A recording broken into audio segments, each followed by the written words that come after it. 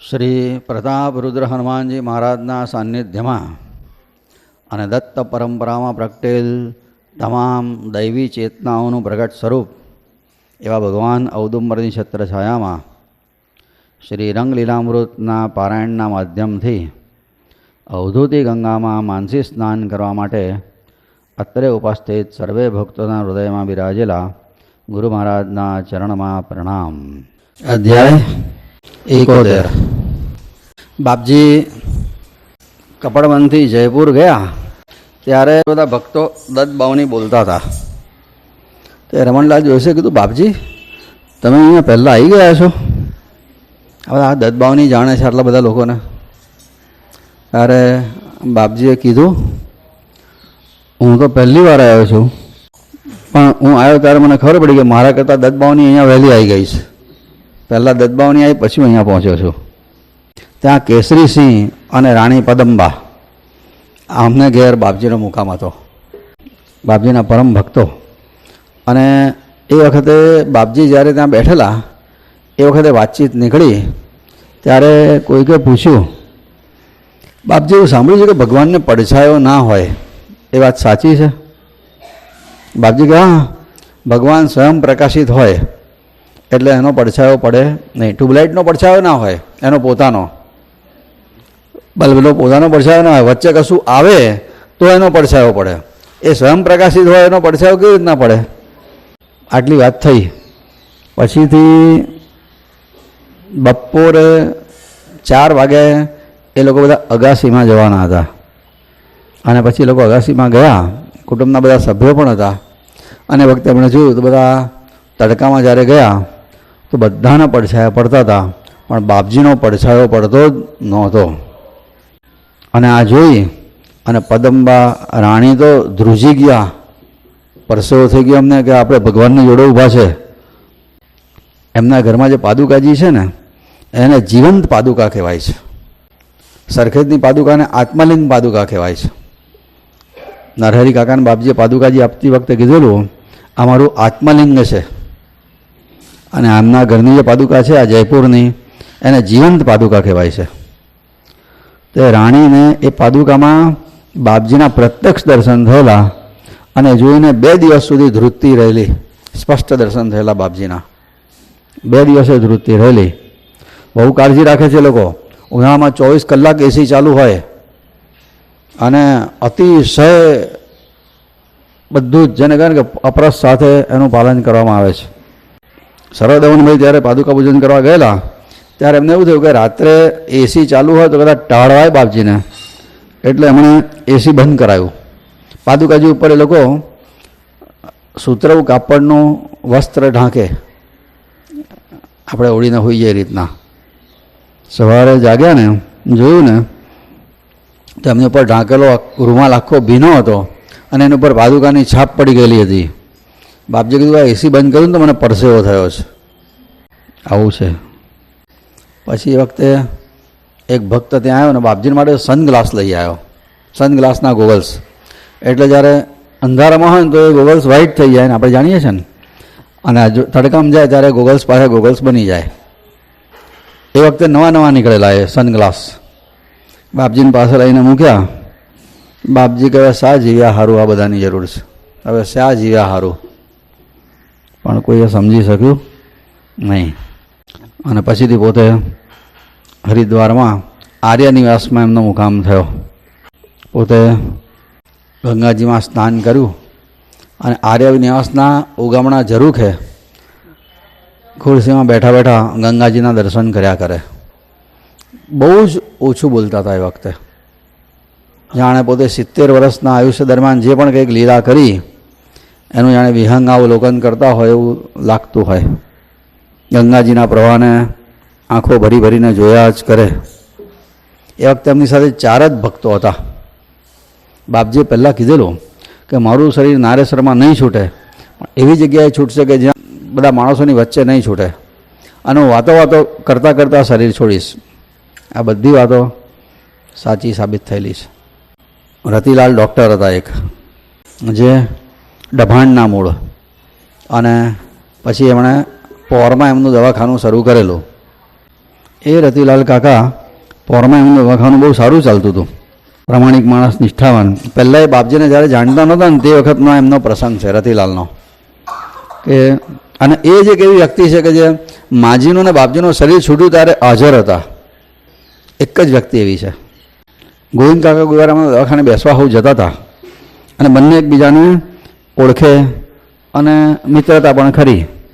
ગોવિંદ કાકા બાવની કરે ત્યારે અને નારેશ્વર જાય ને ત્યારે રતિ કાકા મસ્કરી કરે કે આ બધું શું તું કરે છે એમ હશે. એકવાર એ રતિ કાકાએ ગોવિંદભાઈને કીધું, કાલે હું તમારી સાથે 9ની બસમાં વડોદરા આવવાનું છે. કાલે મારે એ વડોદરા જવાના હશે તો મારે તારી જોડે વડોદરા આવવું છે. ગોવિંદ કાકાએ કીધું ના, કાલે ગુરુવાર છે ને એટલે હું ચાલતો નારેશ્વર જવાનો છું, તમારે હોય તો ચાલો મારી જોડે, આપણે ચાલતા નારેશ્વર જઈએ, ગુરુવાર છે તો. ડૉક્ટર કે ના ભાઈ ના, મારે કંઈ ચાલતા બાલતા આવું નથી. ગોવિંદ કાકા કે ચાલો ને, નર્મદા સ્નાન થશે, ગુરુ મહારાજના દર્શન થશે, મહાન વિભૂતિ છે, બહુ જ અદ્ભુત પ્રતિભા છે.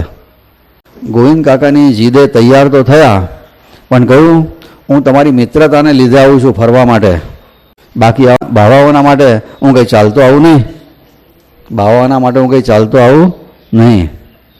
બીજે દિવસે 2:30 વાગે એ લોકો નારેશ્વર પહોંચ્યા, સ્નાન કર્યું. ગોવિંદ કાકાએ ફળ ફૂલ લીધા, એમણે કશું લીધું નહીં. દર્શન કરવા ગયા. બાપજી લીમડા નીચે બેઠેલા માટીની બેઠક ઉપર, પાદુકાજી આગળ, જમણા હાથ તરફ દંડ, અને ગોવિંદ કાકાએ જે પ્રસાદ હતો તે બધો મૂક્યો, પુષ્પ મૂક્યા, ચડાયા, દંડવત પ્રણામ કર્યા, પછી બેઠા. પણ એ વાતાવરણ અને બાપજીના આમ સ્વરૂપને જોતા એ ડૉક્ટર પણ પ્રભાવિત તો થયા કે ના કોઈક સામાન્ય પ્રતિભા નથી. પછી બાપજીએ ગોવિંદ કાકા જોડે વાત શરૂ કરી. ગોવિંદ, પોતાના મિત્રને માટે કે સગાને માટે તો બધા ચાલતા જાય, અમારા જેવા ભાવાના માટે કોણ ચાલતું આવે? આટલું કહીને બાપજી ખડકાડા હસ્યા. રતિકાકાને કહ્યું તો આ તો અંતર્યામી છે, હું રસ્તામાં બોલ્યો, આને ખબર પડે છે. પછી તો બાપજીના એવા અનન્ય ભક્ત બની ગયા. એમણે બાપજીના પગલે નર્મદાની પરિક્રમા ચાલીને કરેલી. એમણે કીધેલું કે એ પહેલાં પરિક્રમા શરૂ કરી એ પહેલાં હું ક્યારેય બૂટ પહેર્યા વગર કશે જતો નહોતો. પહેલી વખત જિંદગીમાં બૂટ પહેર્યા વગર ખુલ્લી જમીન ઉપર ચાલવાની શરૂઆત કરી. પછી તો બાપજીના એવા પરમ ભક્ત થયા. રંગ મંદિરમાં પૂજારી તરીકે પણ બહુ વર્ષો સુધી એમણે સેવા કરેલી અને અંત સમયે હાજર હતા. એ રતિ કાકા એક હતા જોડે. બીજા કમોબેન, જે અલકાપુરીમાં એમનું ઘર છે, ત્યાં બાપજી પધારેલા એમની ઘેર, મૂળે સોજીત રાણા. ત્રીજા અતિલક્ષ્મીબેન ને એમના પતિ ચિમનલાલ. આ બંને જણા પણ બાપજીના પરમ ભક્તો. આ 4 જણા હતા. હરિદ્વારના મુકામ દરમિયાન એ સમયના જયદેવભાઈ, જે ટ્રસ્ટી હતા નારેશ્વર અવધૂત નિવાસ ટ્રસ્ટના, એ મુંબઈથી આવેલા અને ભારતીબેન પણ એમના પત્ની જોડે હતા. બાપજીને આમંત્રણ આપ્યું કે મુંબઈ પધારો ને. બાપજીએ કીધું ગુંજ જઈશ તો તમારી ઘેર રહીશ, ગુંજ જઈશ તો તમારી ઘેર રહીશ. જયદેવભાઈને એમના ઘણા પરચા મળેલા છે. એકવાર એ ટ્રેનમાં પૈસા ભરેલી થેલી ભૂલી ગયેલા, બાપજીનું સ્મરણ કર્યું ને થેલી પૈસા હાથેની એમને પાછી રેલવેવાળાએ હોદી આપેલી, પૂરા પૈસા હાથેની. મોતામાં એમનું વતન. તે મોતામાં બાપજી જ્યારે પધારે એમને ત્યાં, ત્યારે ભારતીબેને એમના માટે મુંબઈથી સ્પેશિયલ ભારેમાં ભારે મોઘામાં મહિની કેરી મંગાવેલી. એ જમાનામાં બાપજીને રસ રોટલી જમાડવા માટે. બાપજીને જમવા બેસાડ્યા તે વખતે એમણે કારેલાનું શાક પણ બનાવેલું. તો બાપજીએ કારેલાનું શાક બધું કેરીના રસમાં નીચવ્યું, ગટગટાઈને પી ગયા. પેલા ભારતીબેન તો જોયા જ કર્યા કે આ શું કરવાનું હશે, પણ આ ઉદ્ધતનો આવો અવરચંડો વ્યવહાર. અને દરમિયાન સાધુઓને પણ ત્યાં જમણવાર થતા હતા આ લોકો તરફથી. ત્યાંના એક બહુ ઉચ્ચ કક્ષાના સાધુ હતા, તે બાપજીને મળવા માટે પણ આવ્યા હતા. આ બાજુએ આનંદમયી માનો પણ ત્યાં આશ્રમ છે હરિદ્વારમાં. આનંદમયી માએ લગભગ 19મી નવેમ્બરના 1-2 દિવસ પહેલાં આવું કહી દીધેલું કે અવધૂત બ્રહ્મલીન થવાની તૈયારીમાં છે. બંને એકબીજાને મળ્યા નથી, પણ આવું કીધેલું અવધૂત બ્રહ્મલીન થવાની તૈયારીમાં છે. એમના વાઇબ્રેશન્સ કેવા એકબીજાને મળતા હશે, કીધેલું આવું. બાપજીએ જ્યારે રતિ કાકાએ બહુ વખત પહેલાં પૂછેલું બાપજી તમારું શરીર ક્યાં છૂટશે, એ વખતે એમણે કીધેલું કે મેં મોટે ભાગે તો લીંચમાં છૂટશે, પણ પછી હરિદ્વારમાં એક બહુ એવી ઘટના બની ગઈ કે બાપજીએ પોતાનો નિર્ણય બદલ્યો. બાકી હરિદ્વાર જવાના હતા એ પહેલાં કુલીનભાઈ પટેલ કરીને કહેતા ને, એમણે તો કાશ્મીરમાં બાપજીને લઈ જવાના હતા. કાશ્મીરમાં એક બહુ જ પ્રાકૃતિક દ્રશ્યો આજુબાજુ અદ્ભુત હોય ને એવી જગ્યાએ એક બંગલો ભાડે પણ લઈ લીધેલો.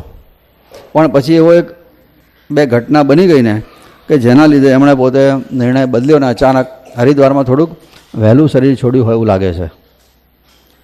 થયું તો એવું કે નાનજી કાળીદાસ બાપજીના પરમ ભક્ત અને બહુ શ્રીમંત, જેમની સિમેન્ટની ફેક્ટરી છે દ્વારકામાં, એ નાનજી કાળીદાસ, એમની દીકરી સવિતાબેન, એ વખતે એમણે હરિદ્વારમાં બાપજીને તાર કર્યો મુંબઈમાંથી કે પિતાજી સિરિયસ છે, આશીર્વાદ આપો.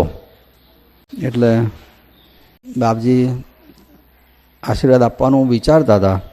એ વખતે સ્વામી મહારાજ એમને સ્વપ્નમાં કીધું કે એને આશીર્વાદ પેટે તારું આયુષ આપી દે, ગયા જન્મનું તારું ઋણ ચૂકવવાનું બાકી છે તે ચૂકતે કરી દે. સ્વામી મહારાજનો આદેશ થયો અને બાપજીએ બાકીનું પોતાનું બધું જ આયુષ નાનજી કાળીદાસને આપી દીધું. નાનજી કાળીદાસ હોસ્પિટલમાં સિરિયસ હતા, ત્યાંથી રજા મળી ગઈ, સ્વસ્થ થઈ ગયા અને ફરતા થઈ ગયા. અને પછીથી બાપજી જ્યારે બ્રહ્મલીન થયાના સમાચાર સવિતાબેને જાણ્યા ત્યારે બહુ દુઃખ થયેલું કે અરે રે મેં શું કરવા બાપજી પાસે આશીર્વાદ માગ્યા. આશીર્વાદ માગ્યા ત્યારે સ્વામી મહારાજનો આદેશ થયો ને એમણે આયુષ આપવું પડ્યું ને. મારા પિતાજી ગયા હોત તો સારું થાત, પણ બાપજી રહ્યા હોત તો કેટલું સારું થાત. મારા પિતાજી જાત તો હું વાંધો હતો.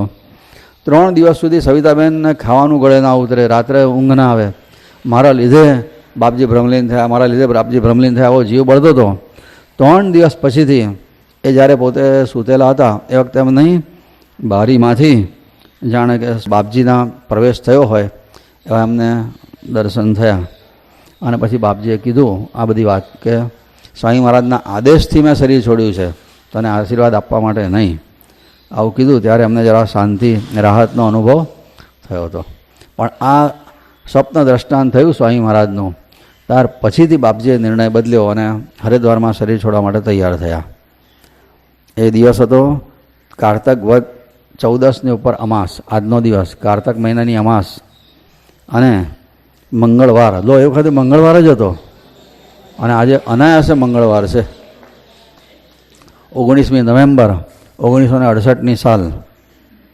સવારમાં 14 હતી, સાંજે 7 વાગ્યા પછી અમાસ થતી હતી. બાપજીએ સવારમાં ગંગાજીમાં સ્નાન કર્યું, ધ્યાન કર્યું. આજે સવારથી છે ને બાપજીને સાધારણ તાવ જેવું જરાક લાગતું હતું. અને એ વખતે એમણે એક અંતિમ રચના કરી, ચિદાનંદ રૂપ શિવ કેવલોહમ. આપણે આ રચના ગાઈશું. રંગ હૃદયમાં પાન નંબર 531 પર છે. એમની છેલ્લી રચના બાપજીની સંસ્કૃતમાં. હું ચિદાનંદ એટલે અવિનાશી છું, શિવ કેવલોહમ હું શિવ સ્વરૂપ છું, એ ભાવમાં ગઈ છે. આજે સાધારણ ભિક્ષામાં એટલે આમ એમ ભિક્ષા સાધારણ જ હોય, પણ એ વખતે તો બિલકુલ સાધારણ કંઈક લીધું ના લીધું ને ઊભા થઈ ગયા. 2 વાગે બેઠા થયા અને આરામ ખુરશીમાં બેઠા બેઠા બાપજીએ કીધું છાતીમાં કંઈક જરાક મૂંઝવણ જેવું લાગે છે, એકાદ વોમિટ થઈ જાય ને તો સારું. રતિકાએ કીધું મીંઢળ ઘસીને લો તો વોમિટ થઈ જાય. એમ કહીને એક માણસને મીંઢળ લેવા માટે મોકલ્યો. બાપજીના બોડી લેંગ્વેજ પરથી રતિકાકાને લાગ્યું કે અત્યારે એમને તબિયતમાં કંઈક વધારે ગડબડ છે. એમની નાડી જોવા જાય ને તો બાપજી હાથ ખેંચી લે, મને શું થયું છે? ઉચ્ચ સ્તરની વાતો કરે. સાધુ સંતો, આ દેશનું ભવિષ્ય અને લોકોનું જે રીતે વૈભવી જીવન તરફની દોડ, એ બાબતમાં બાપજીએ પોતાના થોડા વિચારો વ્યક્ત કર્યા. થોડુંક બોલ્યા, પછી આંખો બંધ કરી અને ઊંડા ધ્યાનમાં ઉતરી ગયા. કેટલોય સમય સુધી આંખ બંધ કરીને બેસી રહ્યા. પછીથી કેટલાક સમય પછી બાપજી આંખો ખોલી. એ વખતે પછી બાપજી એટલું જ બોલ્યા, કેટલો સમય થયો? ડૉક્ટરે કીધું કે 8:15 થયા છે. 7 વાગ્યા પછી અમાસ થઈ ગયેલી. પછી આંખો બંધ કરી અને થોડી વાર ઓમ ઓમ ઓમનો ઉચ્ચાર કર્યો. મોટેથી ઓમ ઓમ બોલતા હતા. થોડી વાર પછી પૂછ્યું, કેટલા વાગ્યા? 8:30. ફરી પાછી આંખો બંધ. ઓમ ઓમ ઓમ, બસ આવું 3-4 વખત બોલે. અને રૂમમાં એવી દિવ્ય શાંતિ હતી. એ વખતે લખ્યું છે આ લોકોએ કે વખતે રૂમમાં લાઇટો તો કરાય જ નહીં, બાપજી હોય એટલે તો, પણ એટલો બધો પ્રકાશ દેખાતો હતો એ વખતે રૂમમાં કે જાણે કે કોઈ કઈ લાઇટ ચાલુ કરી હોય એવું લાગતું હતું. ખૂણામાં ચોગમ દિવ્ય પ્રકાશ હતો. અકથ્ય દિવ્યાનંદનો એ વખતે અનુભવ થયો હતો. થોડી વાર થઈ એટલે ફરી પાછું પૂછ્યું, કેટલો સમય થયો? ડાક્ટર બોલ્યા 8:45. અને પછીથી સહેજ વાર થઈ મોટેથી બોલ્યા, સ્પષ્ટ ઉચ્ચાર કરી, પિંજર છોડી દેહનો ગયા હરીને દ્વાર. ઓમ ઓમનો નાદા થયો ધીમેથી ક્ષીણ. સદગુરુ રંગ અવધૂતજી થયા બ્રહ્મમાં લીન. ઓમ ઓમ ઉચ્ચારીને પરબ્રહ્મ અવધૂત પરમધામ પહોંચી ગયા, છોડી આ જગની જૂઠ. અને હરદી કાકાએ નાડી જોઈ, ખબર પડી કે આ હવે કંઈ નથી. તરત જ વાસ્તવિકતાનો સ્વીકાર નહોતો થતો કે આટલી સહજ વાતો કરતાં કરતાં શરીર છોડી દે છે. ડાક્ટરે એટલું જ કીધું, ગુરુ મહારાજ ગયા. અને પેલા 3 જણ ઉપર તો એના વજ્રનો ઘાત થયો હોય. મગજ બહેર મારી ગયું, જાણે માથા પર વીજળી પડી હોય એવી સ્થિતિ થઈ. ત્યાં ગુજરાતનો મોટો પરિવાર અને અહીંયા અજાણી જગ્યાએ કોઈ જ નહીં, આ 3 જણ સિવાય એમને ઓળખનારું. સી દશા થઈ હશે આ 3 જણની એ વખતે. કેટલી મોટી જવાબદારી હતી બાપજીને સાચવવાની. રતિ કાકા સ્વસ્થ થયા અને કીધું કે જુઓ હવે જે છે તે છે, આપણે મન કઠણ કરો. અને ત્યાંના વ્યવસ્થાપક અમૃતલાલભાઈને બોલાયા અને કીધું કે ભાઈ આવું છે, તમે તાત્કાલિક જેને ફોન થતા હોય એને ફોનથી જાણ કરો. એક જમાનામાં ફોન બહુ દુર્લભ, મોટી જગ્યાએ જ ફોન હોય. દિલ્હીથી શુક્લ સાહેબને ફોન કર્યો, શુક્લ સાહેબે ત્યાંથી અમદાવાદ વાણીને ફોન કર્યો, વડોદરામાં લોહાણા બોર્ડિંગમાં ફોન થયો, કરજણ ઠક્કર રામલાલને ફોન થયો અને બધાને જાણ કરવામાં આવી. રતિ કાકાએ એટલું જ કીધેલું, નારેશ્વર વહેલી તકે સમાચાર પહોંચાડો, મોદી કાકાને જાણ કરો. શુક્લ સાહેબ બહુ હોશિયાર કે નારેશ્વર કેવી રીતના સમાચાર પહોંચાડાય. એમણે એ વખતે આકાશવાણી ઉપરથી ન્યૂઝ રિલે થતા હતા, એમાં ખબર આપી કે નારેશ્વરના નાથ રંગઅવધૂતજી પોતે બ્રહ્મલીન થયા છે. એ વખતે સર્વદમનભાઈ રારોદમાં વિદ્યાર્થી તરીકે ભણતા હતા અને રાત્રે રેડિયો પર સમાચાર સાંભળવા માટે બેઠેલા. અને આ સમાચાર સાંભળ્યા, એકદમ એમના માથા પર વીજળી પડી હોય એવું લાગ્યું. દોડ્યા સીધા લીલોડ સાયકલ ઉપર ધનાઈને. અને એ વખતે નારેશ્વરમાં તો સુમસાન, 7 વાગે એટલે કશું જ નહીં. એકલા મોદી કાકા એમના રૂમમાં ફાનસના અજવાળામાં કશું લખતા હતા. સર્વદમનભાઈ બહાર ઓટલા પાસે ઊભા રહીને એટલો બોલ્યા, કાકા બાપજી ગયા. મોદી કાકા ઊભા થઈને બહાર દોડ્યા. હું લા ફરી બોલ. બાપજી ગયા. અને મોદી કાકાને ચક્કર આવી ગયા. પકડી ના હોત ને તો પડ્યા હોત નહીં છે. પછી તો એટલામાં લીલોડ, સાયર, આજુબાજુના ગામોમાંથી બધા ભક્તોના ટોળા બાપજી ગયા વાતો કરતાં કરતાં નારેશ્વરમાં ભેગા થવા માંડ્યા. અને બધાએ એટલું જ કીધું, કાકા ગમે તેમ કરો પણ બાપજીને અમને એકવાર દર્શન કરાવો. ગમે તેમ કરીને બાપજીને અહીંયા લાવો. અમે હરિદ્વાર જવાની અમારી પાસે પૈસા નથી ને કેપેસિટી નથી, પણ બાપજીને અહીંયા લાવો. અમારા તારણહારના અંતિમ દર્શન કરવા છે. મોદીજીએ એટલું જ કીધું કે હું ગમે તેમ કરીને એમને લાવું છું અહીંયા. એટલી વારમાં તો વડોદરાથી હિંમતલાલ શેઠ ને જયંતિલાલ શાહ કાર લઈને ત્યાં આગળ આવ્યા. મોદીને કીધું તાત્કાલિક બેસી જાઓ. મોદી કાકા બેઠા અને જવા માટે નીકળ્યા. પણ નારેશ્વરથી આગળ જાય, લીલોડ પાસે આખું ગામ રોડ ઉપર કારને ઊભી રાખી. મોદી કાકાને એટલું જ કીધું, અમને અમારા ગુરુ મહારાજના દર્શન કરાવો. જ્યાં સુધી તમે એમના દર્શન કરાવશો નહીં ત્યાં સુધી અમે અન્ન જળનો ત્યાગ કરીને અહીંયા જ બેસીશું, રોડ પર જ. આગળ જાય, કોણા આવે, હિરજીપુરા આવે, દરેક ગામના લોકો ગામની બહાર રોડ ઉપર અમને અમારા ગુરુ મહારાજના દર્શન કરાવો. ત્યાં સુધી દર્શન નહીં થાય ત્યાં સુધી અમારા માટે અન્ન જળ આરામ બરાબર છે. વડોદરા જેમ તેમ કરીને પહોંચ્યા. લોહાણા બોર્ડિંગમાં પંડિતોની મિટિંગ બોલાવી, વડોદરાના વિદ્વાનોની, કે શું થાય, શરીર હરદ્વારમાં છૂટ્યું છે, અહીંયા લવાય. પંડિતો બધા ભેગા થઈને ચર્ચા કરીને કીધું, શાસ્ત્ર કહે છે કે ગંગા કિનારે શરીર છૂટ્યું હોય તો ગંગા કિનારે જ સંસ્કાર થાય, અહીં લવાય નહીં. આ બાજુ મોદીને ધર્મ સંકટ થયું, ભક્તોનો પ્રેમ છે અને શાસ્ત્ર એની વિરુદ્ધ બોલે છે. અને આ વાણિયાએ વખતે હિંમત કરી, થવાની હોય તો થાય, હું બાપજીને અહીંયા લાવીશ, હું નરકમાં જઈશ પણ બાપજીને અહીંયા લાવીશ. શાસ્ત્રની આજ્ઞાનું ઉલ્લંઘન કરીને હું નરકમાં જઈશ, પણ આ ભક્તોનું હું જે ભજન કરત, આખી રાત ભજન કરવાના છે આ લોકો, 2 દિવસ જ્યાં દર્શન નહીં થાય ત્યાં સુધી અન્ન જળ છોડીને બેઠા છે. એ વખતે શાસ્ત્રની પૂંછડી થોડી પકડાય. એણે ભરી સભામાં કહી દીધું, હું બાપજીને અહીંયા લાવીશ. આવું મોટા અવાજે એણે છેલ્લા જાહેરાત કરી દીધી, નીકળ્યો તો અહીંયાથી. જે રેવાજીના કિનારે એમણે તપશ્ચર્યા કરી છે, જેનું રેવા જળનું પાન કરીને જેમના દેહનું પોષણ થયું છે, અને ત્યાં ખૂણામાં સંસ્કાર થતા હશે, એમના સંસ્કાર નર્મદા કિનારે નારેશ્વરમાં જ થશે. સીધા ત્યાંથી અમદાવાદ આવ્યા, અમદાવાદથી પ્લેન દ્વારા દિલ્હી પહોંચ્યા. તો એ વખતે મોદી કાકાએ એનો નિર્ણય કર્યો, અને પેલી બાજુએ પેલા લોકોએ કોઈને પૂછ્યા વગર નિર્ણય કરેલો. ત્યાંથી એ લોકો હરિદ્વારથી દિલ્હી આવ્યા હતા, સ્પેશિયલ ટેક્સી કરીને બાપજીનો પાર્થિવ દેહ એક પેટીમાં મૂકીને જ, જાણે મોદીનો નિર્ણયને પેલી બાજુએ સમર્થન મળી ગયું.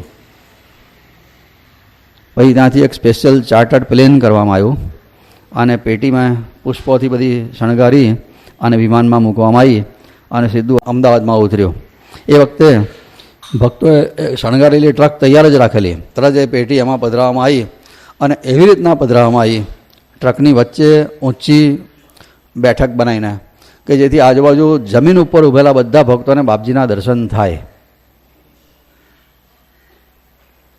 એ વખતે અમદાવાદના મેયરને બધા બાપજીને ફૂલહાર અર્પણ કરવા માટે મિનિસ્ટરોને બધા ત્યાં આગળ આવેલા.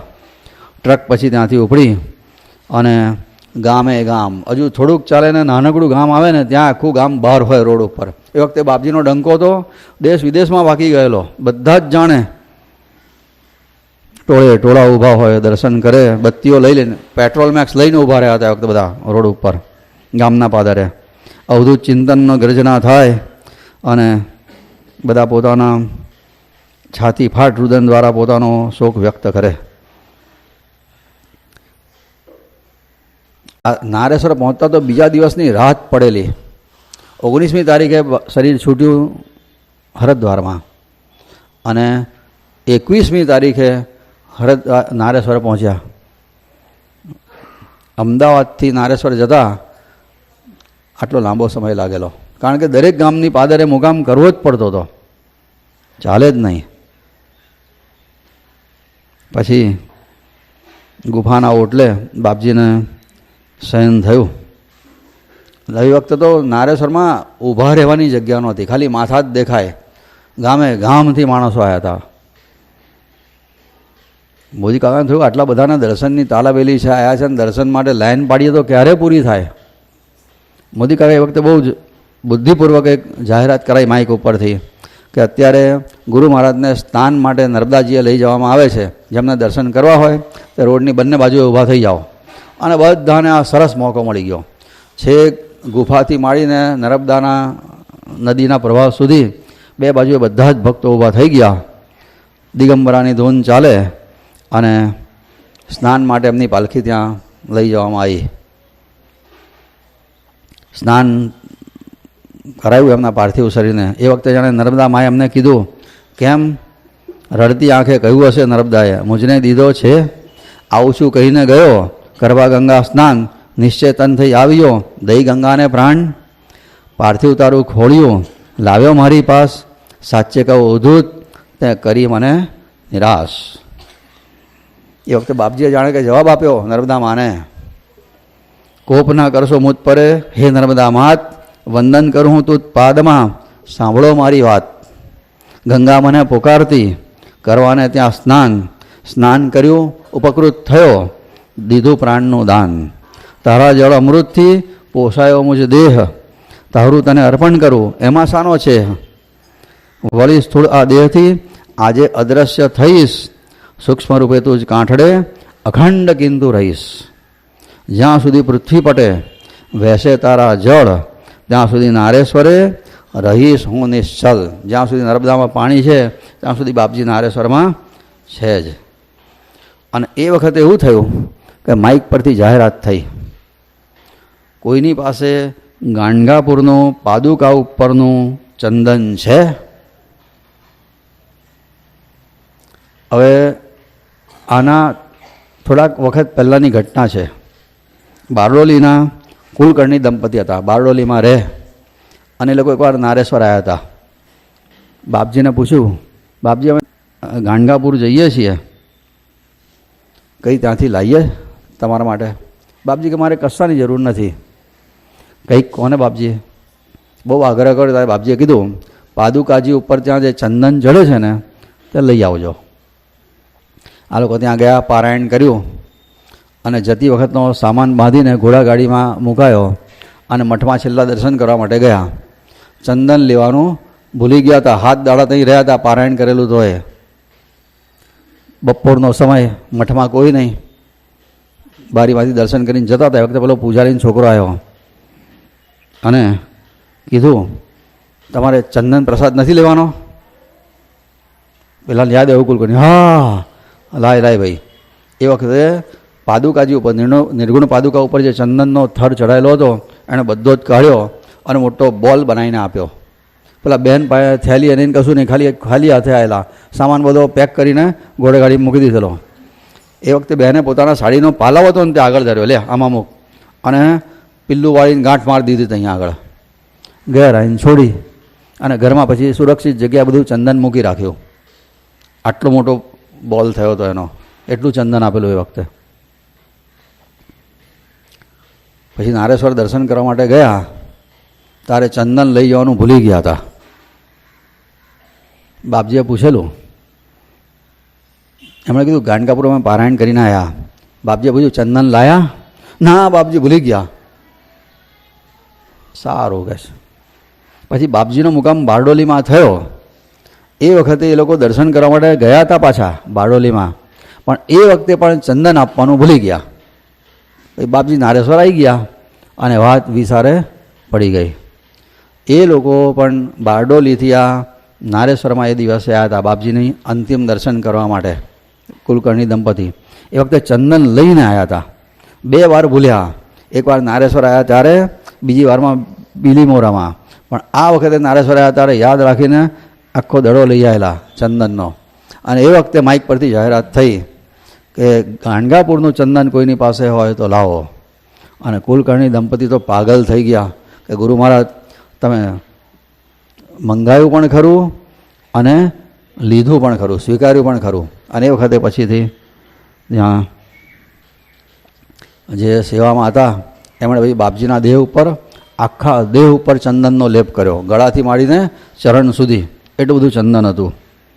અને પછીથી તો કાષ્ઠની ચિતા તૈયાર કરેલી. અત્યારે જે રંગ મંદિર છે એક્ઝેક્ટ એ જગ્યાએ, રંગ મંદિર છે ને નારે, એક્ઝેક્ટ એ જગ્યાએ. મોદી કાકાની દૂરંદેશી આ બધામાં ભયંકર હોય. માજીની એક્ઝેક્ટ સામે જ જોઈએ અને આટલા ડિસ્ટન્સ ઉપર જોઈએ. આ બધું મોદી કાકા જ નક્કી કરે. બહુ જ બુદ્ધિમાન વ્યક્તિ ખરેખર. અને પછીથી તો એમના દેહને ત્યાં પધરાવવામાં આવ્યો. કેટલાય મણ, ગુગળ, કપૂર એ બધું પધરાવવામાં આવ્યું. અલવણી દાદા એ વખતે ત્યાં અત્રિ ગોત્રના હતા. બાપજીને તો પાછળ કોઈ જ નહીં, કોણ અગ્નિ સંસ્કાર કરે? એ વખતે અત્રિ ગોત્રના અલવણી દાદા હતા. એમના શુભ હસ્તે એ વખતે અગ્નિ સંસ્કાર થયો. બધા જ ભક્તો એ વખતે ચારે બાજુથી ઊભેલા હતા, દર્શન કરતા હતા. કોણ વ્યાકુળ ના થાય એ વખતે. અને અચાનક જ એ વખતે બધાનો ભાવ જોયો હશે. અને બાપજીએ જાણે એ વખતે એમનો અગ્નિ સંસ્કાર ચાલતો હતો. એ વખતે એમનો ડાબો હાથ ચિતામાંથી આમ ઊંચો થયો, આમ ડાબા હાથે આશીર્વાદ આપ્યા બધાને. આખો આમ હાથ આમ ફર્યો અને પછીથી પાછો ચિતામાં પડી ગયો. આ દર્શન કરનારા અનેક ભક્તો આજે જીવે છે. એમાંના એક સર્વદમન કાકા પણ છે, એમણે પણ આ દર્શન કરેલા. કાંતાબા હતા, બધા ઘણા બધા હતા. અને જ્યાં બાપજી હાથ ઊંચો કર્યો ત્યાં બધા જ એક સાથે અવધૂત અજેન્દ્રના શ્રી ગુરુદેવ દત્તા. બ્રહ્મા મુહૂર્ત સુધી ચિતા સળગતી રહી. ત્યાં સુધી એક પણ ભક્ત ત્યાંથી પોતાની જગ્યાએથી હલ્યા નથી કે બેઠા નથી. બીજે દિવસે અસ્થિ વિસર્જન થયું અને સંતોને પણ પોતાના દેહની મર્યાદા તો હોય છે, પણ આ બાજુએ હરદ્વારમાં બાપજીનું શરીર છૂટ્યું અને એ જ વખતે 9 વાગ્યા પછીથી લગભગ 10-11 વાગ્યાના સમયે ગરુડેશ્વરમાં શંકર નામનો સેવક જે સેવા કરતો હતો એ તો સૂઈ ગયો હતો. ગરુડેશ્વરમાં 8 વાગે તો બધા સુમસાન થઈ જ ગયું હોય.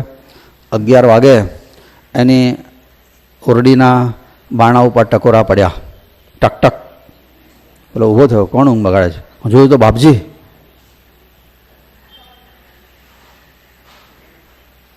કેમ એકદમ? મારા હાથ પગ ધોવા છે, સમાધિ મંદિરમાં દર્શન કરવા છે. પહેલાં કીધું મંદિર તો બંધ થઈ ગયું અત્યારે. બાપજી કે હું બહારથી દર્શન કરીશ, હાથ પગ ધોવા છે. અને પેલા એ પછીથી આ પાણી આપ્યું, બાપજી હાથ પગ ધોયા, સમાધિ મંદિર તરફ ગયા અને સમાધિ મંદિરમાં સમાઈ ગયા. આ પહેલું દર્શન. પેલી બાજુ 9 વાગે શરીર છૂટ્યું, 11 વાગે ગરુડેશ્વરમાં. બીજું ડાકોરમાં રણછોડરાયનું મંદિર છે ને, ગોમતી તલાવના કિનારે બીજી બાજુએ પાણી ઉપર ચાલનારા એક સંતની સમાધિ છે. જાઓ ને તો ખાસ દર્શન કરજો. એ પાણી ઉપર ચાલી શકતા હતા, એવી સિદ્ધિ આવતી એમની પાસે. ત્યાંના પૂજારીએ એ જ સમયે બાપજીના દર્શન ત્યાં આગળ કર્યા ડાકોરમાં. કારણ કે બાપજી ડાકોરમાં રણછોડરાયને મોટા ભાઈ માનતા હતા. મોટા ભાઈને મળ્યા સિવાય જાય કઈથી? મોટા ભાઈના દર્શન કરવા ગયા ડાકોરમાં. અને બીજા જ દિવસે કુસુમબેન કે જે આપણે હમણાં વાત કરીને, જે એજ્યુકેશન ઇન્સ્પેક્ટર હતા અને પેલા મજુમદારની જોડે નારેશ્વર ગયા એમના મિસ્ટરે રેલવે ચાલુ કરેલી, એ બધી વાત હમણાં કરીને બપોરે આપણે, એ કુસુમબેન અત્યારે યજ્ઞશાળા છે ને ત્યાં ઊભેલા બીજા દિવસે. અને એ વખતે એમણે જોયું તો બાપજી કેટલાક સંન્યાસીઓને સાથે લઈને નારેશ્વર તરફ આવી રહ્યા છે. આગળ બાપજી ચાલે, પાછળ બધા સંન્યાસીઓ ચાલે. ઝાંપા અંદર આવ્યા કમ્પાઉન્ડની અંદર, પછી દર્શન થતાં બંધ થઈ ગયા. 3 જગ્યાએ એક સાથે બ્રહ્મલીન થયા પછી આ દર્શન આપ્યા છે. હમણાં ખાતરી કરાવી કે સ્થૂળ દેહે હું ભલે જઉં, પણ સૂક્ષ્મ શરીરથી અહીંયા જ છું. કારણ કે જન દ્રષ્ટિથી ત્યાગે સિદ્ધ શરીર, તો એ સર્વાંતર વિશે રહે નિત્ય એ ધીર. અને પછીથી વિસુ કાકા ખરા ને, એમને યુવાનીમાં સંગ્રહણી થઈ ગયેલો અતિસાર, તેનાથી આખી જિંદગી લગભગ એ પરેશાન થયા હતા. બાપજીના કહેવાથી એમણે ઘઉં ખાવાના બંધ કરી દીધેલા યુવાનીમાં. આ જિંદગી છેક સુધી એમણે બધી ઘઉં ખાધા નથી, એનાથી એમનો રોગ કંટ્રોલમાં રહેતો હતો. પણ પછીથી એમને બાપજી બ્રહ્મલીન થઈ ગયા ને પછી અતિસારે ઉથલો માર્યો એમને, અને આંતરડામાં ચાંદા પડી ગયા, લોહી પડ્યું, અને દવા કરવા જતાં દર્દ વધ્યું. અને એક સમય એમનો અંતિમ સમય આવી ગયો. બાપજી બ્રહ્મલીન થઈ ગયા પછીની આ વાત છે. અને શરીર છૂટી જશે એવી જ વાત હતી. ઘરના બધા સગાવાલા ભેગા થઈ ગયેલા અને છેલ્લી ઘડીએ દત્ત બાવનીના પાઠ એમને સુવાડીને બધા ચાલુ કરી દીધેલા. પાઠ કરતાં કરતાં રાત પડી, કાંતાબેનને ઝોકું આવી ગયો. અને એ વખતે એમને સ્વપ્નમાં એવું જોયું કે બાપજી ગુફાના ઓટલે બેઠા છે. કાંતા સ્વપ્નમાં જોઈ રહ્યા છે. દોડતા દોડતા ત્યાં ગયા, બાપજીના પગ પાસે બેસીને રડતા રડતા કાંતાએ કીધું, બાપજી તમે તો મરી ગયા, હવે અમારું કોણ? આ પતી દઉં તો સિરિયસ છે. સપનામાં આવું જોયું. બાપજીએ કીધું, કોણ કહે છે હું મરી ગયો છું?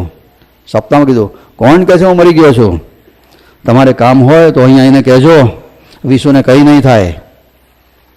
તમારે કંઈ પ્રોબ્લેમ હોય તો અહીંયા એને કહેજો, વિશુને કંઈ નહીં થાય. તમે દત્ત બાવનીનો પાઠ કરતા હતા ને રાત્રે, તારે ફોટો હલેલો ને, લાઇટો ગઈ ને તે વખતે હું ત્યાં જ હતો. તે વખતે હું ત્યાં જ હતો. અને ખરેખર બીજા દિવસથી વિશુકાનંદ તબિયત સુધરી, પછી તો હમણાં થોડા વર્ષો પહેલાં બ્રહ્મલીન થયા. પણ આ બધા એમની પછીથી હયાતીના બધા પુરાવાઓ છે ટૂંકમાં. અને